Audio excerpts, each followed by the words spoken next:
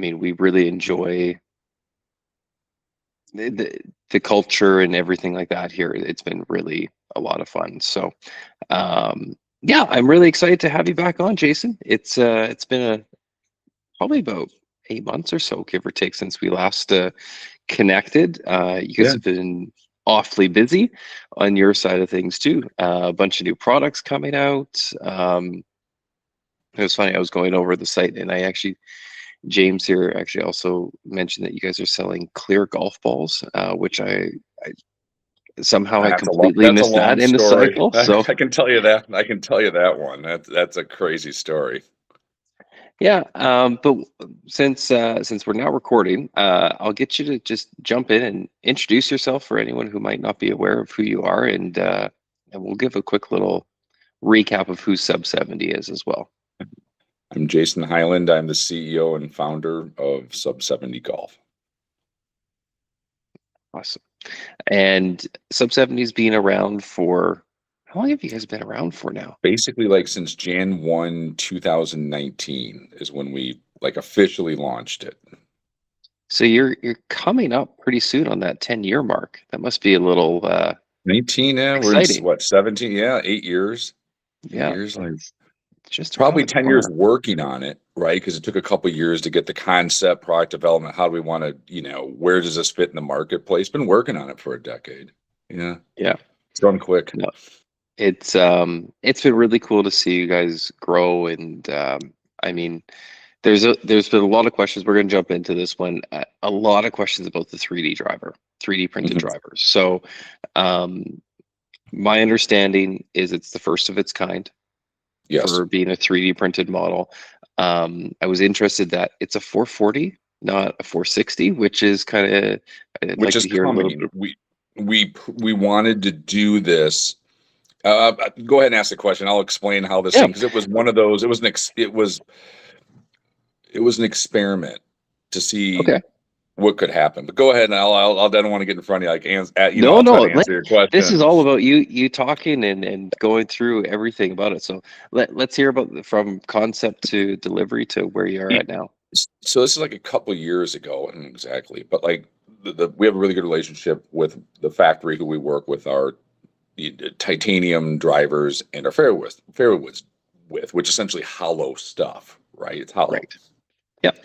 And they kind of came to us because we're nimble enough and said, hey, we think this 3D printing could be better than forging something or casting something because there's not a weld mark on it. But, Right. it's kind of new and it's out there and it may not be everything we think it is. So, would you guys be nimble enough to work with us to try this to see where we can take this? And we had the 859 driver out. So, we had the art technology patent from the 859.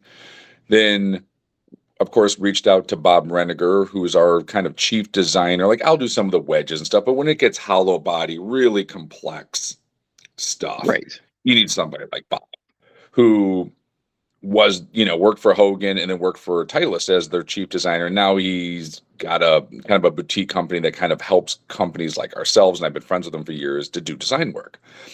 Okay. So bring in Bob and say, hey, what do you think of this technology? And he loved the concept behind it because, once again, there's no weld marks, there's weight savings. Anytime you can make weight more optimal, it's going to normally be a good thing. Is in the always like the cliche of this, and it's true, and it's cliche, but a true cliche was, remember, anytime you see a touring pro on TV and they would go to their backup driver and they were like, oh shit, this thing is not as good as my gamer. And Yeah. that's because there always is a variance in a Callaway or a Sub 70 or TaylorMade when you're taking a cup face essentially and putting it Yeah. on a body, right? There's a variance. They're not all exactly the same.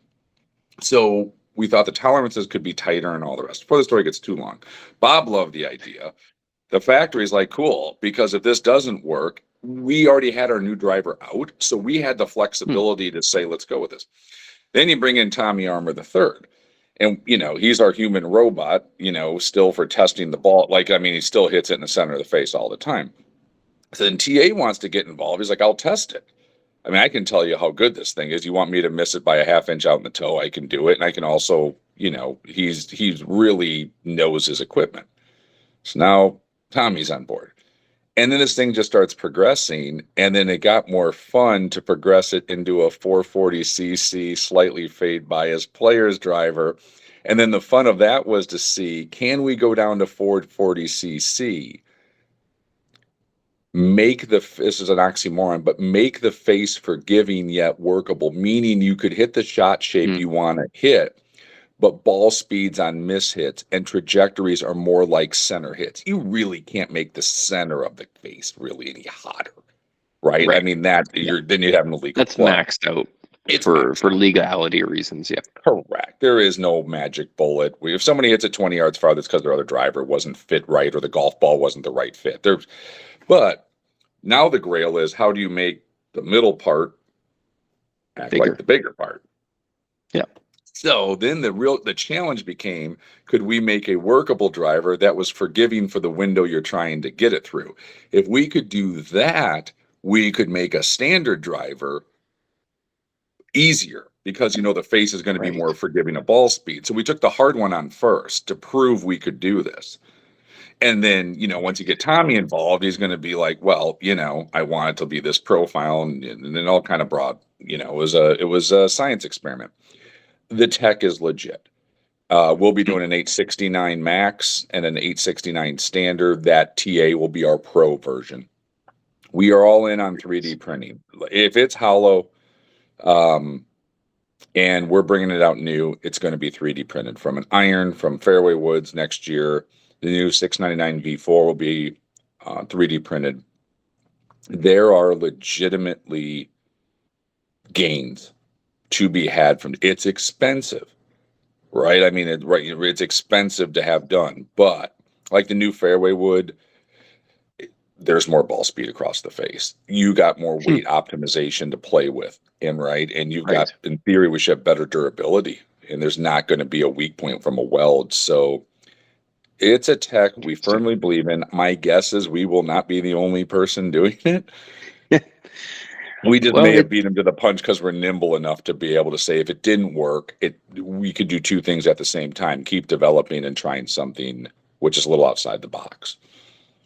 And I think where, as an industry as a whole, it's usually more people are ready to trust DTC brands in irons and wedges and putters because there isn't that same tech behind it.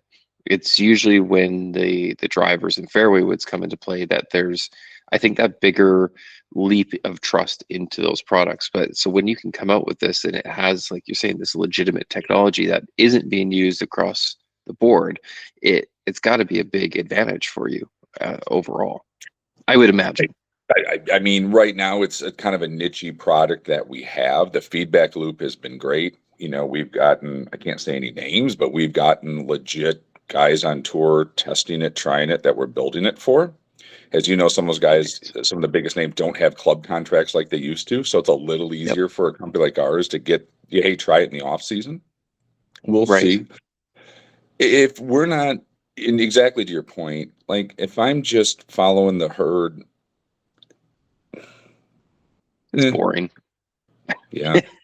I mean, I mean, I don't know. Like, we're going to have to charge, the Tommy drive, the current one is going to be 540, the Tommy one is 549, and then we'll probably be somewhere in that same price on the 869. Like, it's not inexpensive, but I don't even know where the stuff's going to be next year, but we are pushing on the tech and the quality. That's the lane we want to be in. Like, I don't want to play follow the leader. And so the, what are sorry, I was just looking at so shaft options for those are, you have a lot. They're not, some of those must be upcharge shafts. So yes, I'm guessing some are, but like all the Denali stuff is all the red, black, blue. It's legit. It's not like a made for Denali. We had LA Golf as no upcharge until they, ceased to exist for the first half of the year. That worked out. I mean, it was a great product. Yeah. We had those guys as no upcharge, and I can't say who, but I think we're going to have some more, like, not made for, but legit which you would consider a $250 aftermarket shaft as our stock product. We've always said we don't want to play that game. Like we want to Mm. have the really good shafts and a variety of weights, trajectories, profiles that you do not have to spend money on an upcharge. It's really important to us to kind of cover the gamut where you can look at somebody and go, you know what, you do not need to pay $100 or $200. Well, you can if you want, but Yeah. we also provided quite a few options that there is no upcharge for. That's a legitimate, super high quality product. And realistically, when they're going in to get fit, and if they want to go into that $250 upcharge, like you're saying, it is them paying a premium for basically really dialing in that like tolerance. But I would imagine, I mean, I've used the Denali before in a few products, and it's a great shaft. It's 100%. The frost it, is great, and you've got yeah, a red, a blue, and a black. I mean, you pretty yeah, much got 90% of the people, if not more, covered with their whole series. And it's Project X stuff. Like it's legitimately played on tour. Like it's really good. So, yeah. then you throw the LA shaft, and then the other brand will be working with no upcharge. Like we're going to have, I mean, you pretty much, unless, like you said, you really want to get into the weeds, you're Yeah. not going to have to pay for an upcharge. Exactly. So a question from James.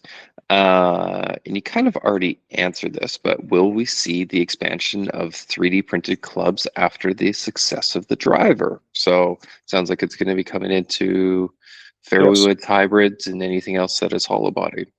Yep. The new 699 V4 Series Pro and Standard will be 3D printed. I'm very curious how this is going to turn out for hybrids because as someone that's not, hybrids aren't typically my best friend. If we can get a nice fade by hybrid in there, that would be lovely. The most problems with hybrids they're compared to a fairway wood, it's always easier to draw them. Yes, So unless you made a pro version of a 3D printed hybrid, it's going to be a pretty like tough one to niche. sell. Yeah, Yeah, most guys who play a hybrid want to hit it up in the air, and if it draws and goes far, great. For the guys who are trying to, we still have our 949 X Pro fairway wood. That is, I would call it more traditionally designed, where the face doesn't have a lot of jump because that customer wants to fade it. They want a smaller profile, and they don't want it hot. right. No, and I mean, for me, if I personally look at a hybrid, it's at a distance for, I really probably shouldn't be going for the green. I'm not that good. It's a club, it should be an advancement club for me. Like I'm hoping to get it to the front of the green. Yep. Um, Coulter is a little follow up with the 3D printing. Is 3D printing clubs the way of the future for manufacturing golf clubs? Why or why not? Yes, because the tolerances are tighter. You have better, you can better, I'm using the right word here, you can optimize the weight out better, and there's not a weak point with a weld. Right. So it prints all of the metal out, so it's all in one piece. Then you just put the carbon fiber on it, which is still epoxied on essentially. I mean, it's more Yeah, complex than that, but I mean, it's just if you just think about it from that way, anytime you can eliminate a weld from weight and optimization and consistency of how it's built, it's going to be a better mousetrap. that's awesome. Okay, so now we move into the golf balls. Will you continue to manufacture clear golf balls, or is the current inventory going to be the last of it? That's it. So what happened is, this is a weird one. LA Golf buys clear. Okay. They're going to, and I love the clear ball. Tommy Armour III was playing on tour. Schwartzel, I knew all those guys, right? So I was on the Yeah. clear ball thing kind of early. I loved the black version. And if you remember when it came out, a couple guys won on Live. It kind of had a little buzz to it. Yeah. And that thing it's really good. So LA Golf acquires it. LA Golf at first was going to keep the clear name under the LA umbrella. Okay. Okay, so it's kind of like Callaway buying Odyssey, where Odyssey was on its own company. Right now, then Yep. they put it under them. It's Odyssey Putters owned by Callaway, but at one time, Odyssey was a putter company on its own. Well, then they want to put it under the LA name. So now they've got like 22,000 dozen balls. I don't know how many, 24,000 dozen. I mean, that many balls that they're not going to use. So we bought every golf ball they had, Okay. knowing like how good of a ball it was. And Yeah. then we could sell them at like 30 bucks a dozen, which just created like a great value for our client. I couldn't make money. That ball costs about $25 a dozen to make. I didn't buy them Yeah. for that on the closeout. You couldn't sell them for 30 bucks a dozen.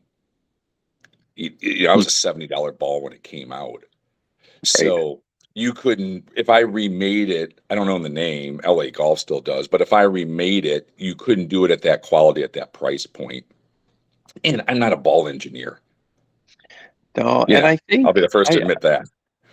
I did some research maybe a year ago with golf ball manufacturers and that, and some of the, I'll say the higher end ones, or the ones that are more well known, they're not really accepting new clients either.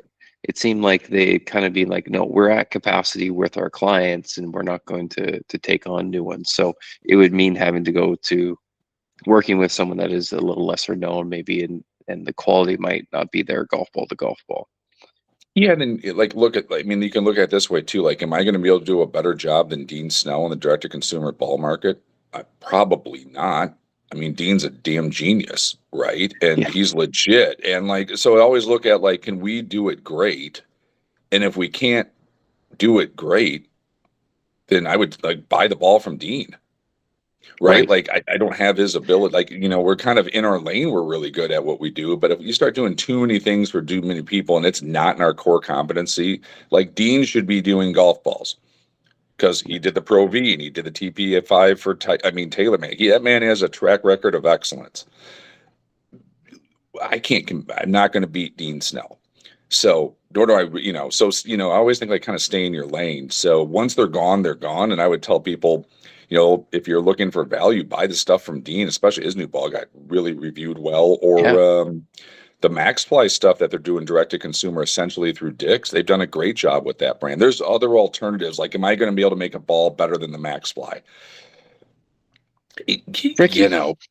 Right. So we'll stay on the club side and let the guys who are probably, you know, hanging out in that niche do the golf ball. But like we probably got about 6 or 8 months, maybe a year at the most of the clear balls left, and we've sold them all. Right. It's Well, a that's hell of a great ball for though. the money. Yeah. So James, make sure you stock up. Load up. Um, and I guess one quick follow up from him. Do you know if the clear is technically the same as the LA golf ball that used to be on the No, market, or they no, tweaked and changed the formula a little bit? it's changed. Yep. Okay. I would argue the clear, because I can say this now because LA ceased to exist, but the clear ball, the LA ball was never as good as the clear ball. Hmm. I think they went Interesting. to a two-piece ball on that one where it wasn't multiple pieced. It was a lower price Yeah. point. They never took, there was a next gen clear ball that I tested that was just extraordinary and it never got made. If they would have done that one, but I mean it would have been an $80 dozen, like super high end. So my guess is there was also a cost component to the LA not wanting a ball that expensive.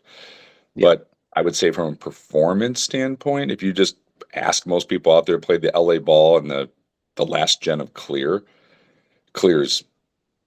is a better product and a more expensive product to have made. Interesting. Very cool. Thank you for that insight. That's very informative for us. Um, you moved into the zero torque range of putters. Yep. Pretty exciting. Because when we last talked, I think you kind of hinted that they may or may not be coming. It's great to see that you've continued to produce a really good value product. I mean, with the land of five, six, $700 putters, you're comfortably in that. Well, the 229 is for the most expensive one, so basically under $200 for the lineup. How difficult was it to kind of crack into it? Was there anything patent wise that you kind of had to be careful of or shift around in order Yeah, to get you these don't made? want to step on the lab guys patents or stuff like that, right? They did an incredible job of bringing, I would call like a putter niche. It's not going to like look at the tour, like every guy is not playing a zero torque putter, Yeah. but it has its space. And they did just an incredible job of bringing the awareness to how that could benefit golfers with certain strokes. So once we kind of figured out, okay, it's almost like a hybrid, right? Like there is a lane here that's long term. It's not just a flash in the pan. There's golfers who really benefit from it. Then the only thing we kind of did is make sure, or we tried to design it to look as clean as we could with the zero torque concept, because it can look a little funky with the Yep. hosel behind it in the middle and essentially has onset. Then how does it look? So we just did our very best to make it look clean, but I'll be the first to admit, I mean, essentially that putter wasn't mainstream. I mean, Hogan had that thing basically with that old Big Ben from what was that, mid 2000s, that aluminum putter Hogan kind of had that was sort of in the same Yeah. shape. It was in the ballpark of the tech was been out there for years, but no one ever did it right like the guys at Lab did and brought it to the forefront. So you got to give them credit. But it was a lane we needed to play in. And then for us, we would just use the sub 70 model of being able to hopefully give the customer a really good value for the quality of the product and make it look clean. Like we just wanted to look as clean as we could make it look. It does look very like it does look very clean. It looks like the shapes are they are basically the same shapes that you had before in some of your other ones. And Yep. I mean the hosel, it looks like it's just another hosel option for the golfer. Have anyone from your staff immediately put any of the zero torque models into play? Gosh, I don't even. Let me think. Let's see. Dan, no, I don't have one in. I tried, and I think Cody might have one in. Okay. So, and I think this is a fair thing of zero torque, right? So, you got to remember, I'm 53 and I don't practice anymore. I got small kids at home. I'm working like crazy, so I don't have any time. Yeah. It was great for me from 10 feet and in, 8 feet and in. It stays very stable. But imagine, I don't know how much you played around with it without torque. And I like a little bit of toe hang on a 30-foot putt with our greens at Kishwaukee Country Club are fast, 1901, Mm, old school front to back. So there's some slope and speed. right. Without the torque or feeling of the torque, I struggled with the feel on, like if I had a 10-footer up the hill, I would have one in my bag to hit straight. But if I had to Right. hit an apex, then it's got to hit an apex and fall 5 feet over this way and feel that, essentially that closure. I struggled without the feel in my hands. Now I'm 53, would I be, if I had a younger person who's not used to that feel yet, but potentially wanting a putter that goes a little straighter? It's not there's a lane Yeah. for it. I I mean, I struggled not having torque, and I'm not saying it's better for my stroke, but just from I just play it's a golf feel anymore. perspective. I mean, It was a golf is a feel thing. There's feel game. nothing from the like this. Does it make more sense? I just couldn't get my distance control great with it, nor did I put the time in to do it either.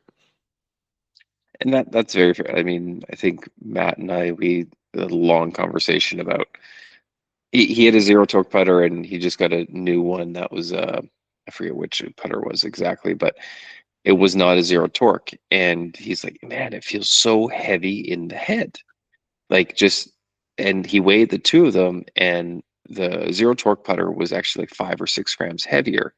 But it's just the way that torque plays and your I mean, your hands are essentially kind of resisting that torque. It feels heavier, even though it might not Right. be. So it was a very interesting conversation that we went back and forth on for a little bit there. But that makes a lot of sense. Yeah, I think Michael Kim from the PGA Tour, he's a great follow. He wrote a Mhm. really interesting article on it. And I thought he was like spot on of like, this is who it benefits. This is what I've seen as a professional from trying it. Here's my take on it. And I was like, that's a really honest assessment of who it works for, who it might not. Yeah. So if you guys ever want to take an unbiased, like from one of the best in the world playing around with it, it was a really interesting, post or read, or I think it maybe came out like 8, 9 months ago when everyone really started thinking like, okay, this is beyond just a niche. It's going to be a lane for putters. And what was his take on it? So Very kind of cool. what you were I'll saying. have to look that up. Yeah. Was there any other like kind of technical challenges to the zero torque that you guys found? Was there like uh, how many prototypes and that sort of thing did you have to go through, or was it because by the time you guys came out with your models, most other companies had, so there would be a larger, I guess, base to look at and to compare to get your ideas. Yeah, we kind of had our, like, we were going to take these shapes, like it wasn't terribly hard. I mean, you just got to get you got to get the toe to go basically straight up, right? So there's weight distribution modeling to it, but it's it's not it's not Yeah. rocket science, right? Like it's sort of Yeah. getting the math right with it. And we had some help. A good buddy of mine down in Indiana was an engineer at Purdue.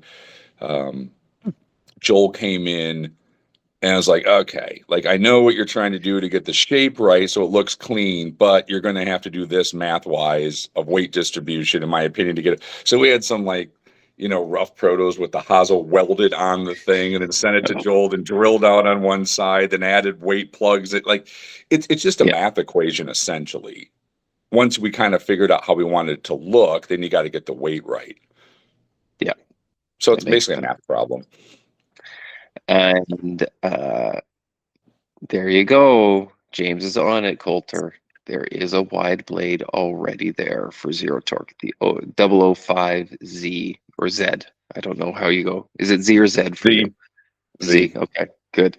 Um, and so I have a set of the I'm gonna what are they, 659 TCs. Mhm. I'm excited because I think the last time we talked, you said every second iteration of irons could potentially get a left-handed set. So um, obviously you had the 669s, which were Yeah.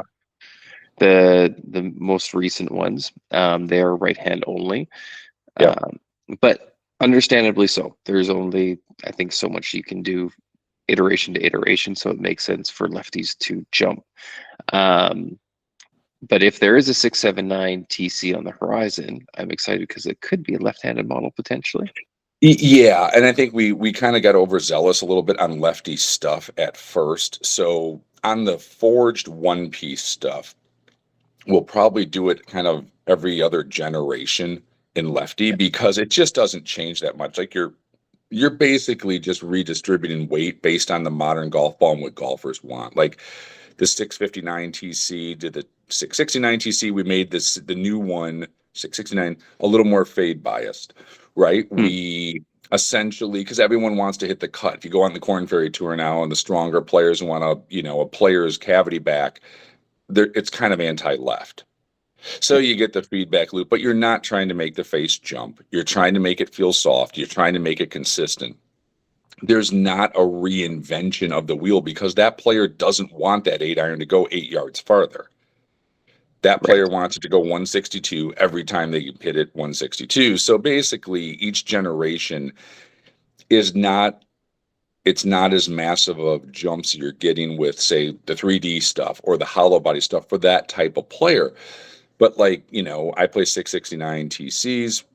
You don't want that club to be in. You want it to do the same thing through the same Yeah. window reliably every time you want to go on it. So you're not going to do as many lefties in that kind of stuff. You'll probably go every other generation because it's a tweak.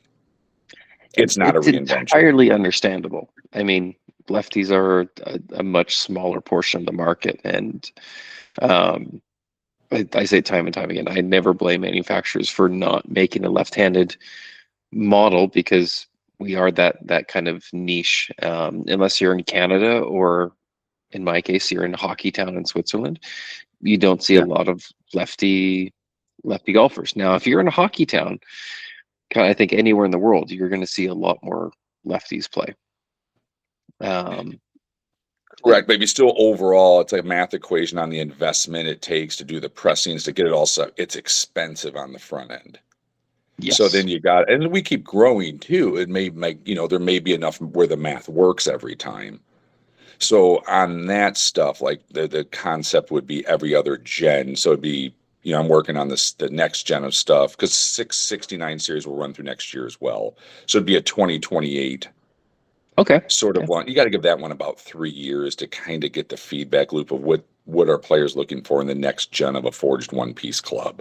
Because like I said, you're sort of tweaking. You're not doing things to make it go hotter or higher. Well, you can make it go higher, center of Yeah. gravity, but you're not pushing the pedal down as much from distance and power.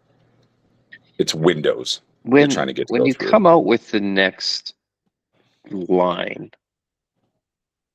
and if you're sticking kind of in that kind of like that 2-3 year cycle, is the new golf ball potentially going to play any factor in that, in the Yeah, who regulations knows that if it even could be happens happening? at this point, right? That's the other point. Like it might not, but has there been any consideration or thought to that, Well, we how it were could thinking impact you?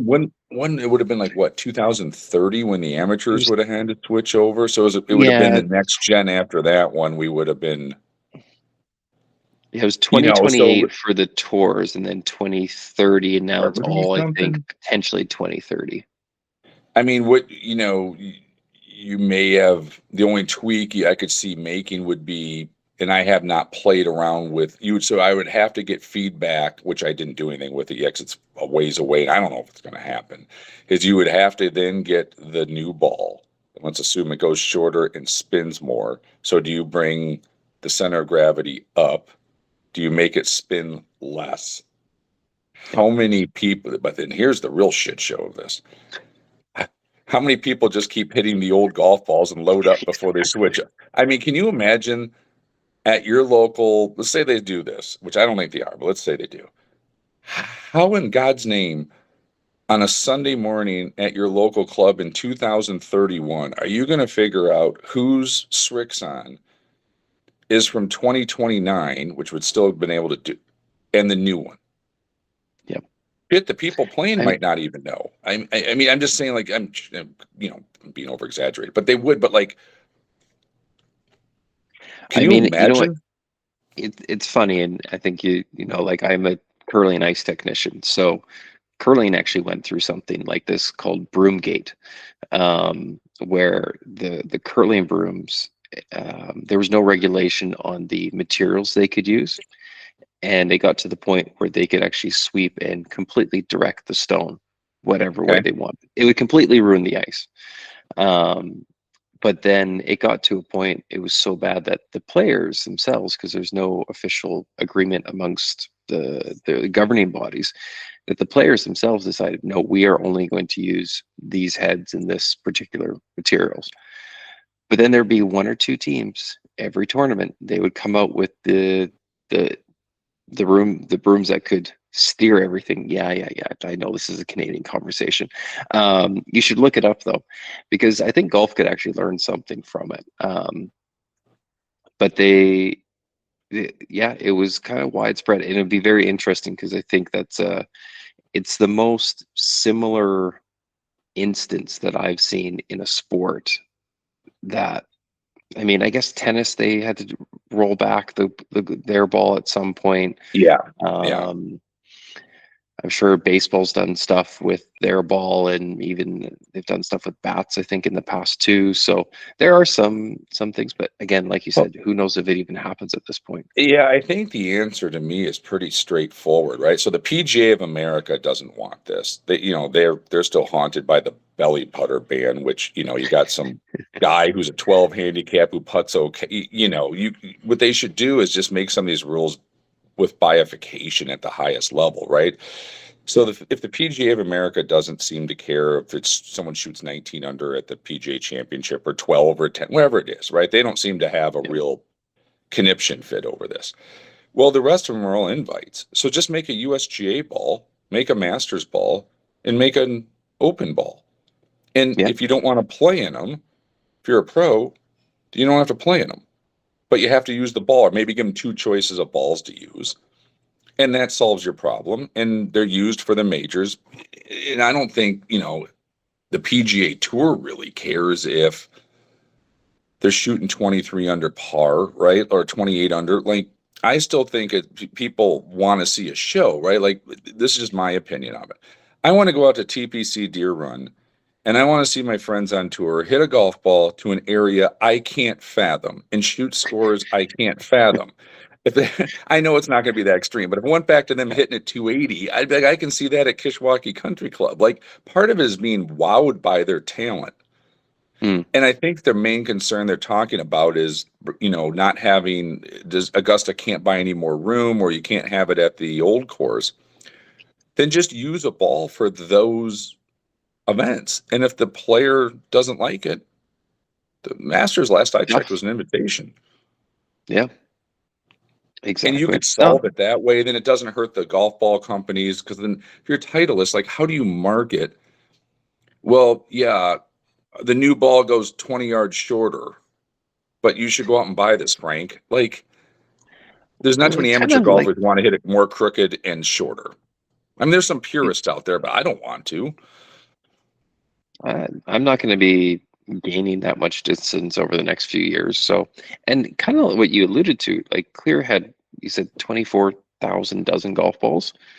Between both the Yeah. black and That, green, somewhere around there. It was I can't remember, so, 20 handle though, or something like that. I mean, imagine golf ball companies trying to whittle down their inventory leading into it, or it would be a stock mess. Well, what happens when the new ball is worse than the old ball from a year ago? That's what I'm getting at. So you take a 15 handicap who hits at 215 yards at playing your white tees at the home golf course, who's already shooting an 88, and this guy's going to hit it more crooked and shorter, and say this is net benefiting me. Like, in other words, the problem to me is for 0.00001% of the guys who are freaks of nature. It's like, watching an NFL game going, how's that linebacker at 265 pounds get to the sideline that quick? There's very few people that can take a 7,200-yard golf course, set it up in tournament conditions, even when it is considered an easy golf course on the PGA Tour, right? Take TPC Deer Run. Go play that thing right after the tournament. The rough's up, the greens are fast. 99.999% of the people can't go shoot 20 under par in 4 rounds out there. So it's not like, think about your home club. It's not like everyone at Kishwaukee Country Club is shooting 64s out there. And the course is 6,500 yards. Yeah, exactly. So it's solving for a problem that most people don't, the majority, vast majority, are never going to run into. When you play with a touring pro, like, I'm a good amateur player, right? But I'm 53. I hit it 265, 270 yards off the tee, whatever. Like, it's like it's okay. Yeah. If I play golf next to a guy on tour, it doesn't look like I'm playing the same game. Like, it's that much different, right? Like, and I'm a good player, not a great player, but I'm good. And it just looks, it looks like I'm a 30 handicap. So I don't think people like that, how good how few there are. Maybe there's 1,000 in the world or 1,200 guys in the world, and how many golfers there are who can't do what those guys do to bring a golf course to its knees. So to me, it seems like it's a tiny, tiny niche of the golfing population that they want to make golf, which is already really hard for most people to do, play more difficult versus just bifurcated at the highest level at those courses that they want to preserve, which I'm cool with. Like, I want to see the old course, just make the ball spin more, not go as far. It's been a fascinating discussion, because it kind of leads into one of the questions I had for you, which is when you're making your products and when you're designing them, how much of your design process goes into wanting it to be better for a tour type player, because obviously getting that tour play is important, and how much is kind of allotted to the amateur regular golfer, we'll call them? Depends on the product.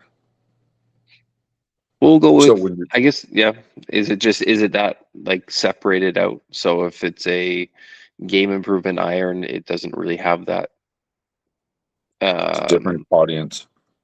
Yeah. So like I had a conversation with a guy today, asking about the 3D driver, and he hits an 8 iron 130 yards. I'm like, you don't want the TA3 440cc fade bias Pro Series driver. Wait till the Okay. 869 comes out in a standard model. We can put a hook weight in there because he already said he struggles with a fade off the tee. So, it the product category sort of dictates who's your audience because you don't And design the stuff the same way. You can use the same basis of technology sometimes, like let's say 3D printed, but where CG is at, how it's set up, how it looks, what the club's supposed to do, completely changes. have you had any products that have maybe surprisingly jumped categories and been more popular with one side of the bell versus the other? I'm like trying to think of all this stuff like not really. Which would be kind of, gosh, should have been one product that's Would it be like a wedge or no. something like that, maybe Yeah, I that was has just gonna kind of say, yeah, like when we designed the 287, I got like the 287 wedge, which I kind of made it pretty wide. It's pretty user friendly. It doesn't dig. yeah. There's the one that, and we've had some guys on tour play it. Okay. And now I designed it for somebody, so this like it'll go slide through things. It's user friendly. Of course, you can still open up. There's a camber on it. You can still open up a little bit, but it's meant to be like really ease of use. And there Yeah. has been some guys who love that, especially on the higher lofted stuff out of traps. So that I would say the wedge is the one every now and then where you'll get a player where like your mindset was like, I'm trying to help. This is really great for a 15, 18 handicap who's more square to square, doesn't maybe have the touch that Yeah. you're kind of dreaming up when you do the soul design. And then it translates over. Okay. I'd say Very wedges it cool. can happen with a little bit. And then you can get like a higher handicap guy too. On the flip side, it takes like our JB version 2, which is I kind of call it, our Sevy wedge of getting creative. If they might not have the lowest handicap, but they got really good hand-eye coordination and they can manipulate the face and they're hitting all these shots. And you're like, especially at our home club where you see them, like, I didn't expect you to be in that wedge. And I would say wedges would have the most because people hit wedge. There's no one right way. I mean, think how many guys use hands and think how, and that can be effective. And think of how Steve Stricker does it, where it's just dead armed or Jason Day, Yeah, exactly. and it all The works. and so much of wedges is just your, like you kind of alluded to, your creativity around the greens and what you're visually seeing to make happen. Um, James, I think of the 669 CBs intended to be a more of a game improvement iron, but because of the feel and design, he'd bag them without a problem. James is a lower handicap. He's been using the 669 TCs actually. So the 669 CB came from higher handicap guys coming into the 70, loving the feel of like our forged one piece, like a 659 CB, and wanting a lower center of gravity, more offset, bigger profile, and a little draw bias. So I said, okay. The Yeah, face doesn't have the jump, but the profile was meant for that guy. We kind of didn't have that soft one piece forged head. We've never done that with more of like a 14, 13, 15 handicap guy so they can experience that soft feel but have enough forgiveness into the head to hit a higher draw or less fade. So that was just right. kind of an outside the box idea, and if you want to hit a little draw and have a higher trajectory, if you're a lower handicap, I mean, it still can work, right? I mean, like Kenny Yeah. Perry on tour played a game improvement club for years, hitting high draws with it. That's how we saw the shot. So once again, it's, I could totally see a guy who's a lower handicap using that, who hits the ball kind of low and likes to hit, sees the window of a draw, and it works for him, 100%.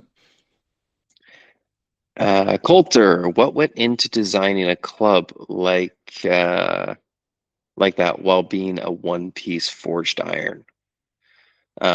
So what went into the design aspects to kind of make it a more forgiving the CB? Was it just The a CB, larger cutout, or yeah, it's a bigger um, profile. You just, it's pretty straightforward. You use the same material, same factory, so we know quality wise what we're kind of getting and dealing with, and trustworthiness of, you want to make sure the product is there. So we didn't, you still use the same factory and guys you work with who are doing your players, call it forge stuff, but basically you add offset, you make the profile bigger, and we put draw weights in the back. We kind of put some weighting, tungsten weighting into the heel.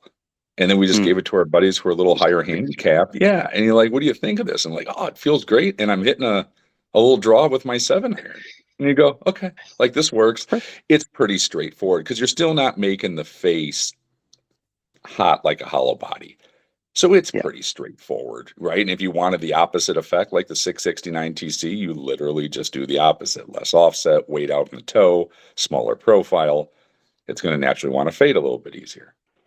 So those are Do, they're pretty straightforward how to get your niche you're looking for.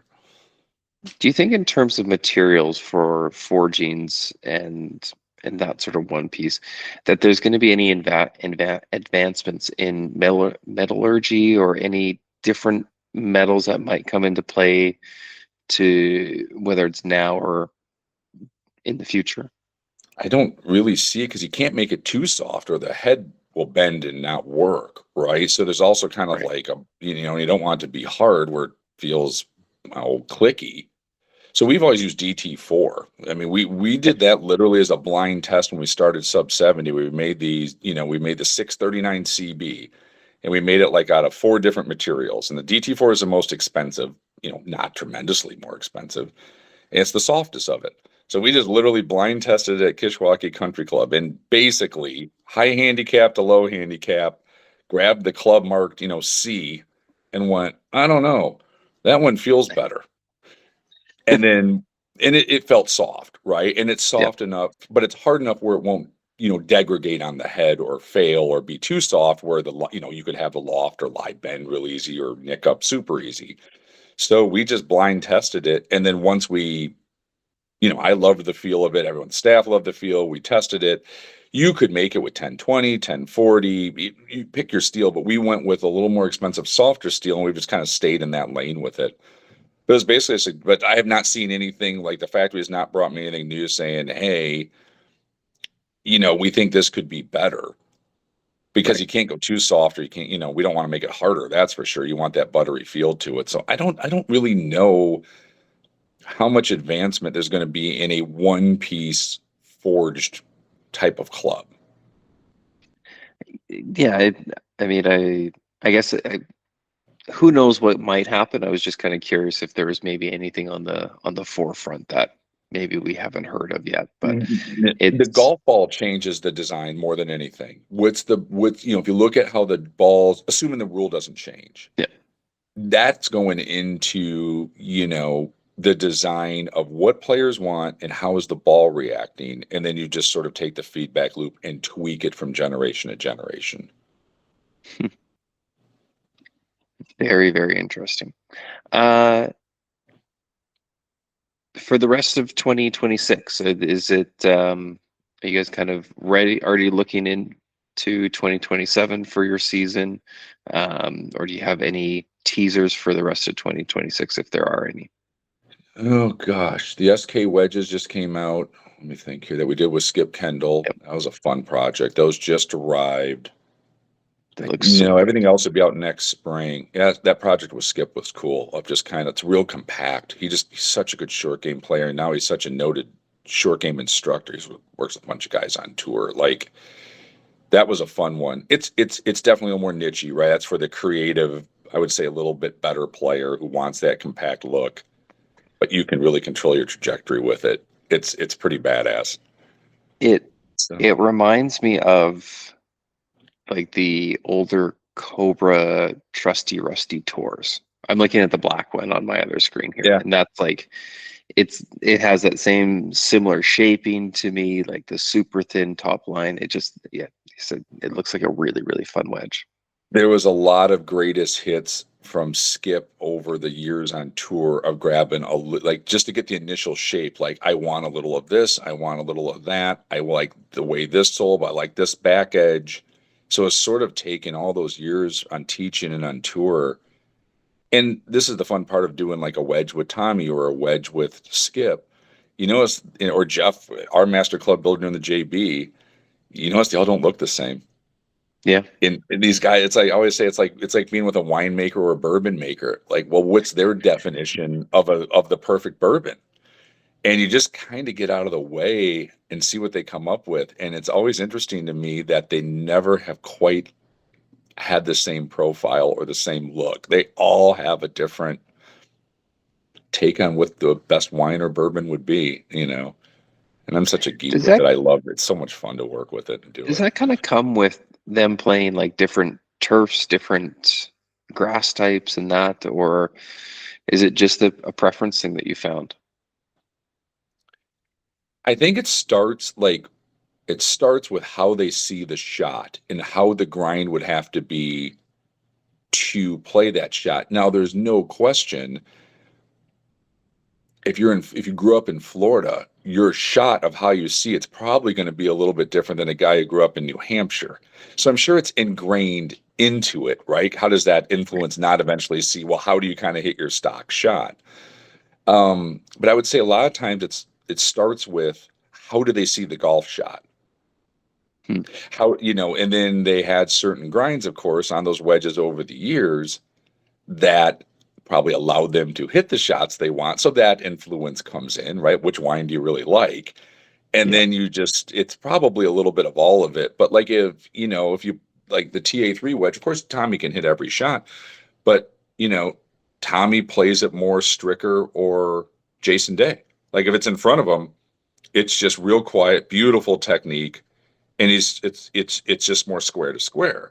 Now the TA wedge still also has to have the ability to be able to open it up and hit flops, and Tommy can hit any of them. Yep. But it's interesting to watch how they hit how they go about their business, and then I think the wedge design kind of flows into how they see the golf shot. Yet at the end of the day, they can all those guys on tour can hit any shot they actually need to. But what are they most comfortable with? And that goes into the design of what's that wedge most likely going to help somebody with, right? So Tommy's would be better. It's going to slide through the turf a little bit easier. It's going to be a little, I would call it more forgiving sole. It's better for square to square. Skips is probably going to be a little bit better if you're really hand creative with it, right? And there's just a little bit different lanes. Now, of course, you can cross pass and they'll still both work, Yep. but that's kind of like you got two tour guys who are out there forever with a ton of experience, and look how the profiles are a little, it's definitely different, which is interesting to me. It looks I mean it's such a fun lineup of wedges that you have there. And it's been very fun to actually see it grow as well. And I'm always appreciative of all the different finish options that you have. I mean, I think that's such an important thing to have. Um, exactly. So James, the heel relief is in the SK is awesome for someone who likes to chip toe down, and that's me. That's especially when I'm kind of close to that collar and I just want to chip down, get it kind of running almost more like a putt. Um, Once again, creativeness, right? That real yep. creativeness of using the soul grind to hit different golf shots and having the relief in the right areas and the camber in there to do that. You know, And for you with the different grind options, like how much fun is that for you to go through that process with them and kind of testing out the different grinds and finding which ones are ultimately the ones that are going to make the cut? okay, I got the coolest job in the world. I get to work with guys I got autographs from on this when I was a kid who have now become friends. And I get to work with these guys and watch them create this from scratch of guys who I used to run up to and get an autograph. And the guys of Tommy's generation and Skip, I love working with those guys because they have so much experience. Tommy was on the big tour for 28 years. He was exempt at 50. They've seen so many iterations of wedges, techniques, teaching. You can learn. I learned so much from these guys of just listening and absorbing it. But just still, like, I still have to pinch myself sometimes. Like these guys, like Skip Kendall was one of my heroes. Like, there was not too many guys from the Midwest on tour. Like Right. he's from Wisconsin. Like, it's still crazy. I get to do this. And like I was sometimes like, well, don't meet your heroes, you'll be disappointed. But like TA's awesome, and Skip has been fantastic. And oh my God, dude, it's the most fun you can ever have of seeing this get created and bringing it to market with your heroes, and then having somebody maybe send you an email saying, "Hey, I shot a 73 and I've never shot that before, and I got a ball up and down with TA's wedge from a tough lie. The soul worked great." Like, there's nothing more satisfying than that. Like, I'm so lucky. I am so lucky. I get to do this for a job. That's awesome. Like, it's so much fun. I mean, I'm incredibly impressed at what you've been able to build over the years, and just how the products have expanded. And I'm very excited for the new drivers to come out, and for everything that you guys have moving forward. Just keep it up. It's been a lot of fun. I know a bunch of the guys in here have already been playing your irons for a while, and I said I have those 659 TCs in the raw finish that I have rusted and cleaned up and rusted and cleaned up. I don't know how many times over, just because it's a fun little project of mine. But a great feeling wedge, great looking or iron, and a great feeling iron as well. So thank you for all that you're doing within the golf industry. We appreciate it, and it's been a great story to follow along with. Well, I'm humbled. I'm grateful I get to do this. And, like, to the guys out there who are watching this stuff, like, keep me in the loop of what you guys are seeing. We do develop products and get ideas from the customer feedback. Like, that's the best part of the direct to consumer model. Um, from a selfish standpoint, is I actually get to talk to the clients, right? Where if we were just selling to a shop, I might not know what the clients are saying or customers are seeing. So I'm not hard to find. My cell's on there, my email's on there. Reach out, let us know what you're seeing, good, bad, or ugly. Hopefully it's good, but we want all the feedback. And those conversations, those feedback loops go into product development, how we want to do the next stuff. So we love that relationship we have with the customers, and it kind of gives us a really good foundation for ideas and stuff to do going in the future as well. Last question before we sign off. How busy is the 70 recently? You guys packed house? Yeah, it's pretty wild of how, like, we're still in the summertime, like, out 2 to 3 weeks sometimes for one appointment. It's completely booked. And Fantastic. we're going to try to expand that concept. Omaha may be our first one where we put the next 70 in. Okay. The same concept where it's appointment only, no fee, come in, get fit. But we think it's something, and there's the downside of the direct to consumer business is it can't get in everybody's hands, right? So the good Right. part is we could talk to people. The downside is, well, I want to touch it, feel it. So I think we're going to start expanding out that 70 idea. Everything's still get built here in Sycamore, but kind of expanded out from Chicagoland, kind of in 6-hour increments, west, east, and just see how that goes. People seem to like the experience of kind of the private bar, the hang, coming on in, Yeah. and and it's fun for us to be able to host stuff there. So no, the 70 this summer was booked up as busy as it's ever been. Still, we're out a little ways for appointments. It'll slow down in October, but we always kind of call it the anti-golf store. Golf store kind of worked. So. Well, the off season, I think we all need a breather for a little while, and kind of enjoy that time to get hyped up for the golf season all over again. Yeah, and it'll go Um, to good use. There'll be a lot of Thursday night NFL games where everybody will be hanging out at the, watching it on the yep. big screens and hanging out at our own bar. Like, so it's a multi-purpose location beyond just the For golf. When the weather gets, shitty, when we can hit balls in there and then hang out and watch football games. So, we'll somehow survive. Exactly. Jason, thank you so much for your time. Really appreciate you hopping on and doing this with us.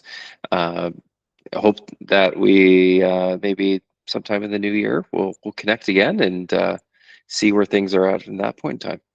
Yeah, I love doing it. Anytime you ever want to, do this, I so enjoy it, and I appreciate, the forum to be able to talk, with you on it, and you guys have some great questions. So anytime you guys ever want me to do this, I'm more than happy to do it. Wonderful. Thank you so much, Jason. All the best, and we'll All talk to right, you soon. see you guys. Take Cheers. care.